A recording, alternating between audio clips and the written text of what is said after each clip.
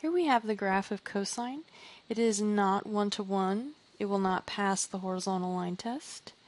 If we were to look at the inverse, switching the x and y values for each of these points, reflected across the line y equals x, we would see that the inverse is not a function. The inverse is not a function because it does not pass the vertical line test, and that is because the original function does not pass the horizontal line test. So we're going to restrict the domain to be from 0 to pi. So the original graph goes from 0 to pi, and the output goes from -1 to 1. Now we want to look at just the inverse. The inverse takes in values as its domain from -1 to 1, from left to right there, and then the angles that will come out as output from the inverse function go from 0 to pi. In other words, from quadrants 1 and quadrants 2, those will be the output angles for cosine inverse. The inverse cosine function is very similar to the idea of that inverse sine function. The original function would have to be 1-to-1. And if I consider the entire cosine function, we have a problem very quickly. That is not 1-to-1. It does not pass that horizontal line test.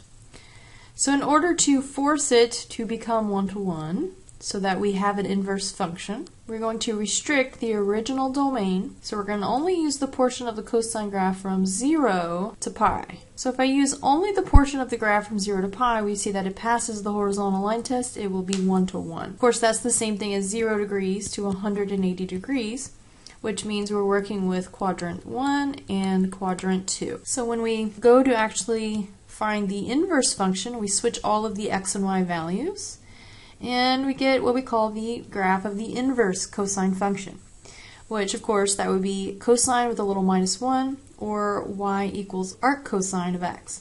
So arc cosine is the same thing as the inverse function. We switch all the x and y values around, we see that we actually do end up with a function. This definitely passes the vertical line test. So because of this restriction on the original function now is restricted to be from quadrant 1 and quadrant 2 from 0 to pi. And the original output, that should be cosine, not coine, but cosine. The original cosine values will come, the output values are from -1 to 1. Well, now for the inverse function, the original inputs now become the outputs. So the angles that get spit out, the angle solutions have to come from 0 to pi, so from quadrants 1 and quadrants 2.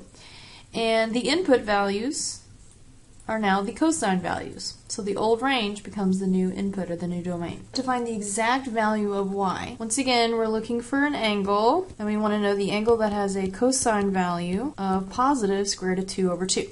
And we have to look for this angle in quadrants 1 and quadrants 2. So we're looking for a positive x value of square root of 2 over 2, and so that angle would be positive pi over 4. In part B, we're looking for an angle.